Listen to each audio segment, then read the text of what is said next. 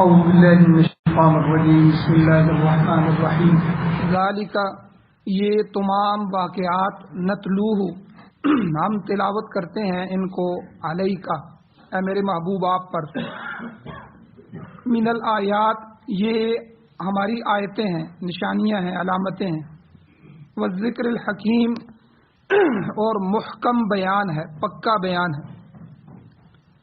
ان مثل عیسیٰ بے شک عیسیٰ علیہ السلام کی مثال عند اللہ اللہ کے ہاں کمثل آدم علیہ السلام کی مثال کی طرح، خلقہ من تراب کہ اللہ تعالیٰ نے آدم علیہ السلام کو مٹی سے پیدا فرمایا، ثم قال له کن پھر اللہ نے کہا ان کے لیے ہو جا، فیکون پس وہ ہو گئے۔ الحق من ربک اے میرے محبوب حق آپ کے رب کی طرف سے ہے، فلا تکم من الممترین پس آپ شک کرنے والوں میں سے نہ ہو جائے۔ سورہ آل عمران کی آیت نمبر 58، 59 اور 60 کل کے درس میں بھی تلاوت ہوئی تھی، آپ نے ترجمہ سماعت فرمایا۔ آج درس کا دوسرا حصہ ہے۔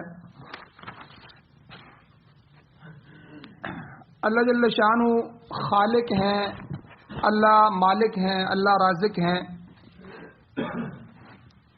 عیسائیوں کا ایک عقیدہ ہے کہ عیسیٰ علیہ السلام بھی الہ ہیں، وہ بھی خدا ہیں، یا خدا کے بیٹے ہیں، یا تین خداؤں میں سے ایک خدا ہیں، تیسرے ہیں، یعنی مریم، اللہ جل شانہ، عیسیٰ علیہ السلام، ان تینوں کو وہ خدا کہتے ہیں۔ تو اس لیے یہاں اللہ جل شانہ نے ایک خاص انداز سے عیسائیوں کو سمجھایا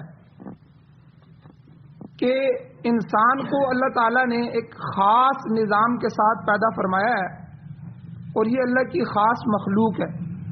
باقی ہر چیز جو ہے وہ عام مخلوق ہے، انسان خاص مخلوق ہے۔ اللہ کی یہ مخلوق خاص ہو یا عام ہو، یہ ساری کی ساری مخلوق اللہ کی بنائی ہوئی ہے۔ اس لیے اللہ صانع ہوئے، صانع بنانے والا، اور یہ ساری چیزیں مصنوع ہوئی، بنی ہوئی چیزیں۔ جس طرح اللہ خالق ہے، باقی ساری چیزیں مخلوق ہیں، اس طرح اللہ صانع ہے اور یہ ساری چیزیں مصنوع ہیں۔ قرآن پاک میں اس کے لیے یہ 4 لفظ استعمال ہوئے ہیں بنانے والے کے لیے۔ ایک لفظ بدیع کا بھی استعمال ہوا ہے، بدیع السماوات والارض، اللہ تعالیٰ آسمانوں اور زمین کو بنانے والا ہے۔ ایک فاطر کا لفظ استعمال ہوا ہے، فاطر السماوات والارض، آسمانوں اور زمینوں کو بنانے والا ہے۔ ایک خالق کا لفظ بھی استعمال ہوا ہے، اللہ خالق کل شیء، اللہ ہر چیز کا پیدا کرنے والا ہے۔ اور یہ چوتھا لفظ جو ہے صانع کا استعمال ہوا ہے، یہ حدیث میں آیا ہے، حضور علیہ السلام نے فرمایا ان اللہ خلق کل صانع وصنعتہ، اللہ تعالیٰ نے ہر صانع یعنی ہر کاریگر کو بھی پیدا فرمایا اور اس کی صنعت کو بھی پیدا فرمایا۔ اب یہ سمجھنے کے بعد آگے دیکھیے کہ جس طرح باقی ساری اشیاء، باقی ساری چیزیں مصنوع ہیں، بنائی ہوئی ہیں، اسی طرح عیسیٰ علیہ السلام بھی اللہ کے بنائے ہوئے ہیں، مصنوع ہیں، اللہ ان کا صانع ہے۔ اور ہر صاحب عقل سلیم جانتا ہے کہ ہر مصنوع چیز جو بنائی گئی ہو، چاہے وہ مشینری ہو، چاہے وہ برتن ہو، چاہے وہ کپڑا وغیرہ، کوئی چیز بھی ہو، وہ اپنے صانع یعنی بنانے والے کی دلیل ہوتی ہے، علامت ہوتی ہے اور نشانی ہوتی ہے۔ اور اگر کسی مصنوع کو ہی صانع بنا دیا جائے، جو چیز خود پیدا کی گئی ہے اس کو خالق بنا دیا جائے کہ یہ پیدا کرنے والا ہے، تو یہ اعتقاد باطل ہو جائے گا، عقیدہ خراب ہو جائے گا۔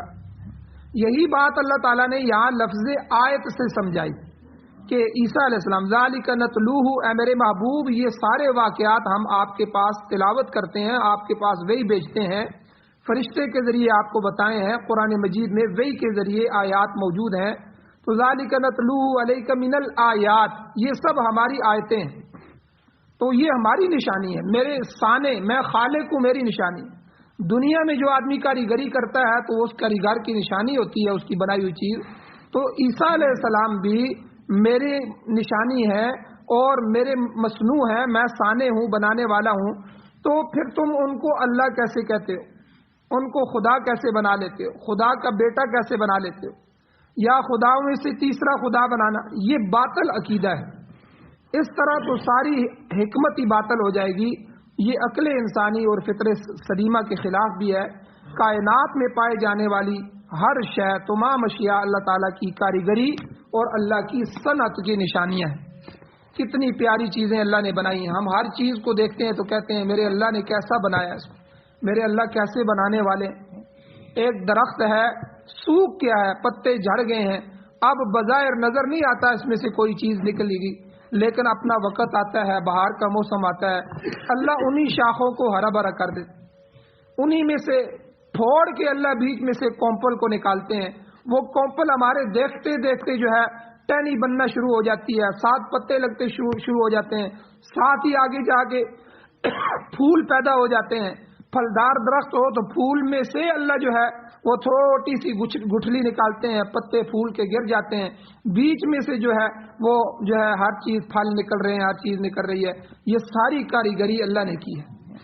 تو اس لیے ایک کسی شاعر نے کہا فی کل شیء لہ آیۃ، ہر چیز میں اس کی ایک نشانی موجود ہے، تدل علی انہ واحد، جو خود ہمیں بتاتی ہے کہ مجھے کسی وحدہ لا شریک نے پیدا کیا۔ شیخ سعدی رحمۃ اللہ علیہ نے بھی عجیب کہا ہے، وہ کہتے ہیں، فارسی کا شعر ہے ان کا، ہر گیا ہے کہ از زمین روید وحدہ لا شریک لہ گوید، یعنی جو بھی گھاس زمین سے پیدا ہوتا ہے وہ زبان حال سے یہ کہتا ہے کہ میں وحدہ لا شریک کا پیدا کیا ہوں۔ تو ہر پتا، ہر ذرہ اپنے سانے یعنی خالق کی وحدانیت کا اقرار کرتا ہے۔ ہر چیز خود بخود معرض وجود میں نہیں آئی، بلکہ اس کو ظاہر کرنے والی کوئی ہستی ایسی ہے جو موجود ہے۔ مولانا رومی رحمۃ اللہ علیہ نے اس کو ایک مثال سے سمجھایا، فرماتے ہیں ہیچ چیزیں خود بخود چیزیں نہ شد، ہیچ آہن خود بخود تیغے نہ شد، یعنی کوئی چیز خود بخود چیز نہیں بنتی، جس طرح لوہا خود بخود تلوار نہیں بنتا۔ یعنی لوہا پڑا ہوا ہو تو خود بخود تلوار تو نہیں بنتا، کوئی کاریگر ہمیں چاہیے جو اس کو آگ میں ڈالے گا، اس کو پتلا کرے گا، اس کو پھر ڈھالے گا، اس کو بنائے گا، پھر اس کے رخ کو تیز کرے گا، تو یہ کاریگر کرے گا۔ تو اسی طرح وہ مولانا رومی کہتے ہیں کہ دنیا میں آپ کسی چیز کو بھی اٹھا کے دیکھیں گے، اس میں سے آپ کو اللہ کی ذات نظر آئے گی، اللہ کی ذات کی کاریگری نظر آئے گی کہ یہ اللہ کرنے والے ہیں۔ تو اس لیے یہ ہر چیز جو ہے اللہ کی ذات کی نشانی ہے، علامت ہے۔ تو اس طرح عیسیٰ علیہ السلام بھی اپنے پیدا کرنے والے اللہ تعالیٰ کی نشانی ہے، اللہ کے بندے ہیں، وہ خود الہ نہیں ہے، خود خدا نہیں ہے۔ اب یہاں ان آیات میں حضرت عیسیٰ علیہ السلام کے آسمان پر اٹھائے جانے کے متعلق مفسرین نے کچھ مزید تفصیل بھی بیان فرمائی ہے۔ سب سے پہلے روایات میں آتا ہے کہ اللہ تعالیٰ نے اس کام کے لیے بادلوں کو مقرر کیا، بادل قریب آیا تو آپ علیہ السلام اس میں داخل ہو گئے۔ جب بادل آپ کو لے کر اوپر اٹھا تو آپ کی والدہ قریب تھی، انہوں نے پکڑ لیا اور وہ چلانے لگی، مگر آپ علیہ السلام نے فرمایا، عیسیٰ علیہ السلام نے، کہ اب ہمارے اکٹھے رہنے کا وقت ختم ہو چکا ہے، ان القیامت تجمعنا، اب قیامت ہی کو ہم اکٹھے ہوں گے، قیامت ہم کو اکٹھا کرے گی۔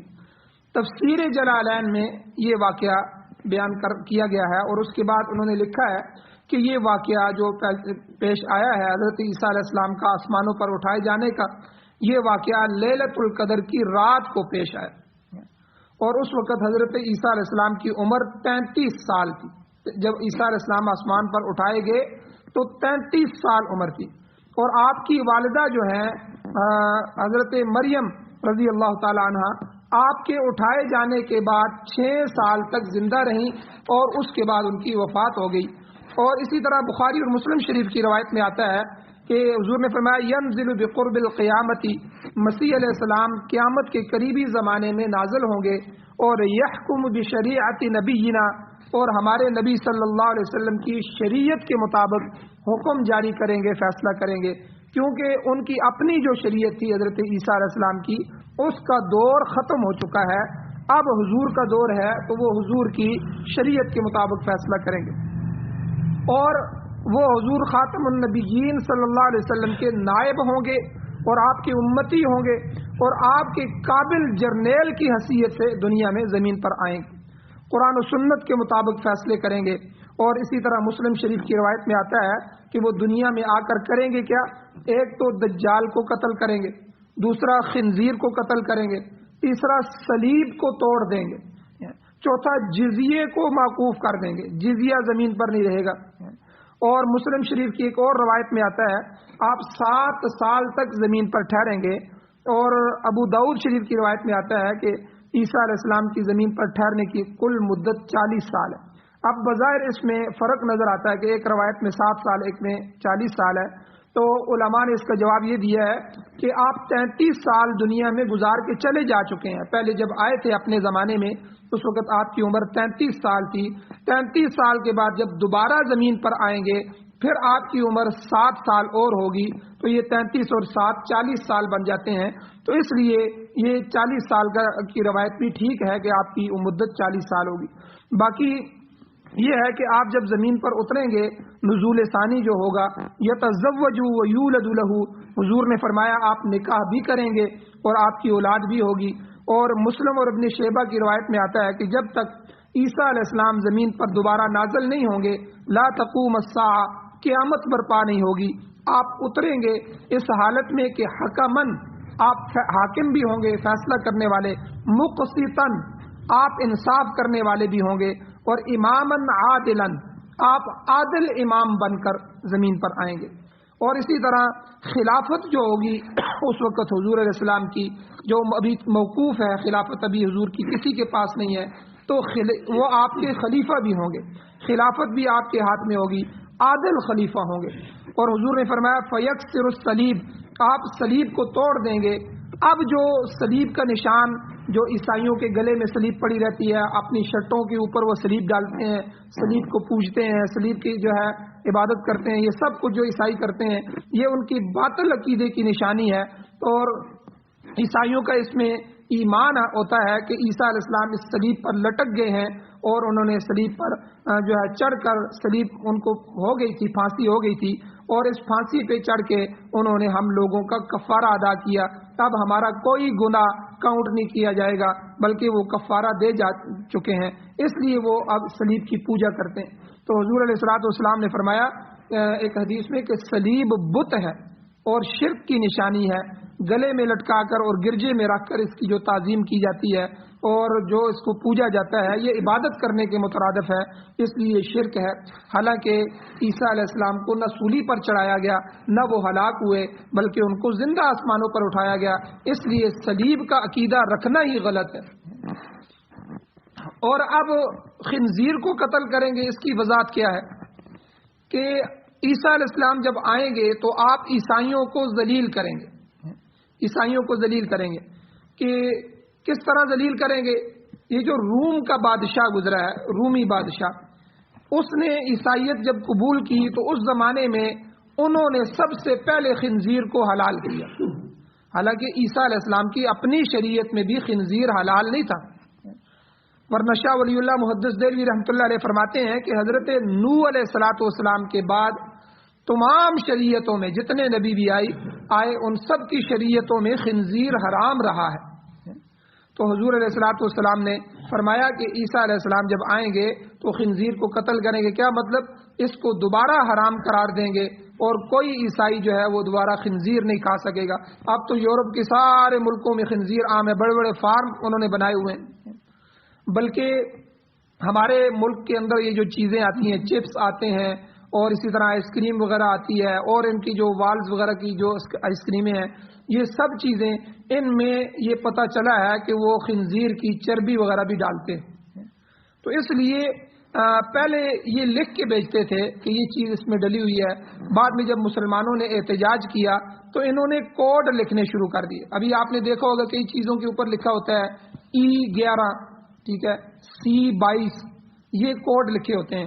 ان کوڈوں کو اگر آپ نیٹ پہ سرچ کریں تو آپ کو پتہ چل جائے گا کہ بکری کے گوشت کے لیے کوڈ کیا ہے، گائے کے گوشت کا کوڈ کیا ہے، ٹھیک ہے، اسی طرح خنزیر کا کوڈ کیا ہے، تاکہ ہمیں کوڈ کا پتہ ہی نہ چلے کسی کو اس میں کیا پڑا ہوا ہے۔ تو یہ حکومت وقت کی ذمہ داری ہے، وہ کوڈ کے مطابق جو ہے چیز کو اپنے ملک میں آنے دے اور یہاں سے باہر جانے دے. اور یہاں تو حکومتیں ان کے غلام بنی ہوئی ہیں.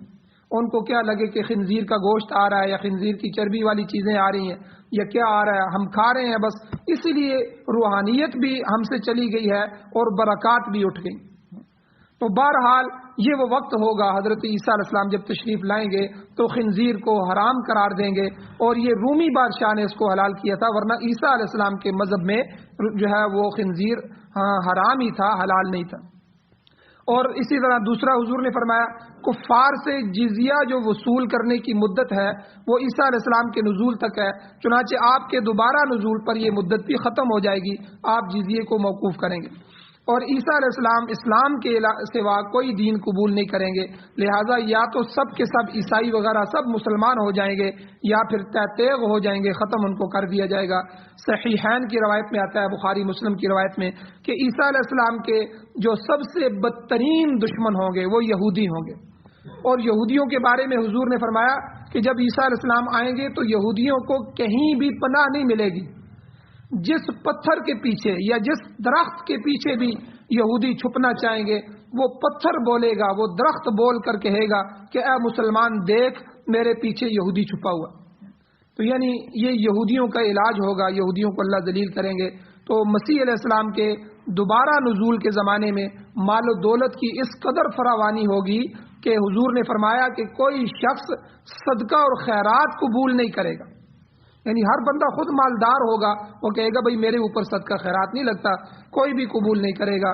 ابو داؤد شریف کی روایت میں آتا ہے کہ ینزل عیسی ابن مریم عند المنارۃ البیضاء شرقیہ دمشق، آپ دمشق کی مشرقی جانب سفید مینارے پر اتریں. تو علماء فرماتے ہیں وہ سفید مینارہ بیت المقدس کے قریب ہے، بیت المقدس میں ہے جو دمشق سے بجانب مشرق ہے. تو بہرحال یہ چند چیزیں ہیں جو میں نے آپ کے سامنے ذکر کی ہیں.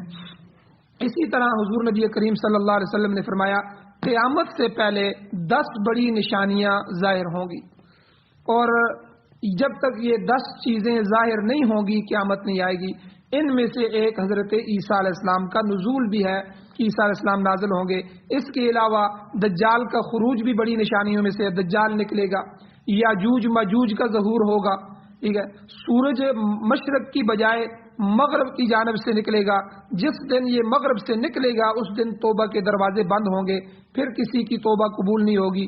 اور اسی طرح لوگوں کو زمین میں دھسایا جائے گا، اور بدترین جو لوگ ہیں وہ زمین میں دھسیں گے.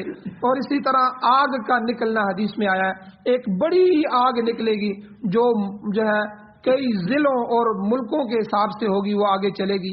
اور اسی طرح دابۃ الارض کا نکلنا کہ زمین سے ایک ایسا جانور نکلے گا جو بہت بڑا جانور ہوگا اور وہ ہر ایک سے بات کرے گا اور وہ جو ہے سفر کرے گا. تو یہ سب کی سب بڑی نشانیاں ہیں قیامت کی. تو بہرحال حضور علیہ الصلوۃ والسلام نے عیسیٰ علیہ السلام کو بھی قیامت کی نشانی بتایا کہ ایک حدیث میں فرمایا ان عیسیٰ لم یمت، یعنی عیسیٰ علیہ السلام نے وفات نہیں پائی. فإنه راجع الیکم قبل یوم القیامہ، قیامت سے پہلے وہ تمہاری طرف لوٹ کر آئیں گے. اور ابن ماجہ کی جو روایت ہے اس میں معراج کا جو واقعہ جو حضور کو لے جایا گیا، معراج کروایا گیا، اس کے متعلق آپ علیہ السلام کا ارشاد ہے. حضور نے فرمایا کہ جب قیامت کا تذکرہ ہوا تو سب انبیاء موجود تھے. جب حضور کو معراج کروائی گئی سب انبیاء کو بلایا گیا اور بیت المقدس میں حضور کے پیچھے امامت ان کی کروائی گئی. حضور امام تھے، سارے جو ہے انبیاء مقتدی تھے. تو اس وقت جو ہے سب انبیاء نے کہا کہ ہمیں معلوم نہیں ہے کہ قیامت کب آئے گی، قیامت کا کوئی پتہ نہیں ہے کب آئے گی. لیکن عیسیٰ علیہ السلام نے فرمایا کہ اما وجبتها فلا يعلمها الا اللہ، قیامت کے وقوع کا وقت سوائے اللہ کے کسی کو علم نہیں ہے. لیکن مجھے کچھ بات بتائی گئی ہے، مجھے اتنی بات بتائی گئی ہے کہ میں زمین پر اتروں گا اور دجال کو قتل کروں گا، پھر اس کے بعد قیامت آئے گی. یعنی گویا کہ حضرت عیسیٰ علیہ السلام نے بتایا کہ میں بھی قیامت کی نشانیوں میں سے ایک نشانی ہوں کہ میں جب تک اتروں گا نہیں تو اس وقت تک قیامت نہیں آئے گی. مفسرین کرام فرماتے ہیں کہ قرآن پاک میں جہاں بھی یہ آیت آئی ہے وَإِنَّهُ لَعِلْمٌ لِلسَّاعَةِ، تو اس سے مراد عیسیٰ علیہ السلام قیامت کی نشانی ہے۔ اسی طرح آگے بھی آیت آ رہی ہے وَإِن مِّنْ أَهْلِ الْكِتَابِ إِلَّا لَيُؤْمِنَنَّ بِهِ قَبْلَ مَوْتِهِ کہ اہل کتاب میں سے کوئی شخص ایسا نہیں ہے مگر وہ مسیح علیہ السلام کی موت سے پہلے پہلے ان پر ایمان لائے گا۔ تو اہل کتاب ابھی تک تو ایمان سے محروم ہے، ظاہر ہے کہ یہ پیشن گوئی ان کے دوبارہ نزول کے بعد پوری ہوگی۔ جب وہ دوبارہ نازل ہوں گے اس وقت جتنے لوگ ہوں گے، عیسائی ہوں گے، یہودی ہوں گے، جتنے بھی دنیا میں، یا تو وہ ایمان لائیں گے یا پھر ختم ہو جائیں گے۔ تو اس وقت صرف اور صرف ایمان کی بہاریں ہوں گی۔ مسیح علیہ السلام کے متعلق یہ چند مختصر باتیں تھیں جو ہر مسلمان کے ذہن میں ہونے چاہیے، اور یہ ضروری ہے تاکہ آگے اپنی بندہ اولاد کو بھی بتاتا رہے، کیونکہ یہ بہت ضروری باتیں ہیں۔ اگر ہمارے علم میں نہ ہوں گی تو ہم آگے بھی نہیں بتا سکیں گے۔ تو یہ عقیدے کی باتیں ہیں، یہ انتہائی ضروری ہے۔ تو یہاں آخری بات کہ تخلیق عیسیٰ علیہ السلام کی جو تخلیق ہے، یہ بات چل رہی تھی پیچھے وفد، وہ جو نجران کا وفد آیا تھا عیسائیوں کا، اور حضور علیہ الصلوۃ والسلام سے آ کر اس نے بحث و مباحثہ کیا، مناظرہ کیا، تو اس نے یہ بھی اعتراض کیا، اس نے کہا کہ لم تسب صاحبنا، حضور کو کہا آپ ہمارے نبی کو گالیاں کیوں دیتے ہیں؟ حضور پریشان ہو گئے۔ حضور نے فرمایا کہ ہم عیسیٰ علیہ السلام کو کب گالی دیتے ہیں، ہم کیا کہتے ہیں؟ تو انہوں نے کہا کہ تقول لہ عبداللہ، آپ انہیں اللہ کا بندہ نہیں کہتے کہ وہ اللہ کے بندے تھے؟ تو حضور نے فرمایا تو وہ اللہ کے بندے تھے نا، وہ اللہ کے نبی اور اللہ کے بندے تھے، سارے انبیاء اللہ کے بندے ہوتے ہیں۔ انہوں نے کہا کہ نہیں، وہ تو خدا کے بیٹے ہیں اور الہ ہے۔ تو اس پر یہ آیت اتری، تو حضور علیہ السلام نے یہ آیت جو قرآن مجید کی وہی نازل ہوئی، تو اللہ نے فرمایا ان مثل عیسیٰ عند اللہ کمثل آدم، اللہ کے ہاں عیسیٰ علیہ السلام کی مثال آدم علیہ السلام کی مثال کی طرح۔ یعنی تم اگر اس وجہ سے عیسیٰ علیہ السلام کو خدا کہتے ہو کہ ان کا باپ نہیں ہے، تم کہتے ہو کہ مریم اللہ کی بیوی ہیں اور خود عیسیٰ علیہ السلام کے باپ والد جو ہے وہ خدا ہے، ٹھیک ہے، تم اس وجہ سے کہتے ہو کہ والد نہیں ہے، تو پھر اللہ خود والد ہے، تو پھر حضرت آدم علیہ السلام کے بارے میں کیا کہو گے؟ یہاں عیسیٰ علیہ السلام کی والدہ تو موجود ہے نا، آدم علیہ السلام کی تو والدہ بھی نہیں ہے، ماں باپ بغیر، دونوں کے بغیر اللہ نے ان کو پیدا کیا۔ حالانکہ یاد رکھیں یہودی اور عیسائی سب تسلیم کرتے ہیں کہ آدم علیہ السلام کو اللہ تعالیٰ نے بغیر ماں باپ کے پیدا کیا ہے، مٹی سے پیدا کیا ہے۔ بائبل اور قرآن مجید دونوں کتابوں میں یہ آیات موجود ہیں۔ لہٰذا اگر تم آدم علیہ السلام کو ماں باپ کے وسیلے کے بغیر مانتے ہو تو عیسیٰ علیہ السلام کو بھی بغیر باپ کے کیوں تسلیم نہیں کرتے؟ گویا اس مقام پر اللہ تعالیٰ نے ایک عجیب و غریب چیز پر قیاس کر کے عیسیٰ علیہ السلام کی پیدائش کا مسئلہ سمجھایا۔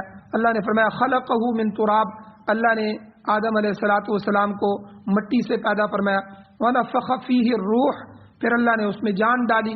قرآن مجید میں خشک مٹی اور گارے کا ذکر بھی آتا ہے، یعنی گارے میں جب خمیر پیدا ہوتا ہے تو وہ گل سڑ جاتا ہے، یہ وہ عنصر ہے جس سے آدم علیہ السلام کی تخلیق ہوئی۔ اسے قرآن مجید میں سلسال بھی کہا گیا ہے، سلسال، اور حمأ مسنون بھی کہا گیا ہے۔ تو بہرحال اللہ تعالیٰ نے فرمایا کہ اپنے دستے قدرت سے میں نے اس میں روح ڈالی ہے، ثم قال له کن فیکون، پھر میں نے اسے کہا ہو جا، تو وہ کامل انسان ہو گیا۔ آدم علیہ السلام کامل انسان تھے، عقل مند، ایسے کہ نبی سے زیادہ کوئی شخص عقل مند، ذہین اور دانا نہیں ہو سکتا۔ یہاں ایک بات سمجھے، عیسائیوں کا بلکہ دنیا کی جو سائنس ہے، ملحد لوگوں کا یہ عقیدہ ہے کہ ڈارون کا ایک نظریہ تھا کہ یہ جو انسان دنیا میں آیا ہے یہ بندر سے آیا ہے۔ وہ کہتے ہیں بندر سے شکل بدلتے بدلتے انسان بن گیا، یہ ڈارون کا نظریہ ہے۔ تو یہاں جو ہے اللہ نے گویا کہ اس کی بھی رد فرمائی کہ دیکھو تمہارے تمام نظریے، تمہاری سائنس غلط ہے، قرآن سچا ہے۔ اللہ کہتے ہیں کہ ہم نے سب سے پہلا انسان حضرت آدم علیہ السلام کو اپنے ہاتھ سے پیدا فرمایا، اور میں نے خود روح پھونکی اور ان کو انسان بنایا۔ تو انسان جو ہے وہ بندر سے نہیں ہوا، بلکہ انسان کو اللہ نے پیدا فرمایا۔ حضور نے خود فرمایا نبیًا مکلمًا، آدم علیہ السلام جو ہے وہ کلام کرنے والے نبی تھے اور اللہ سے کلام کرتے تھے۔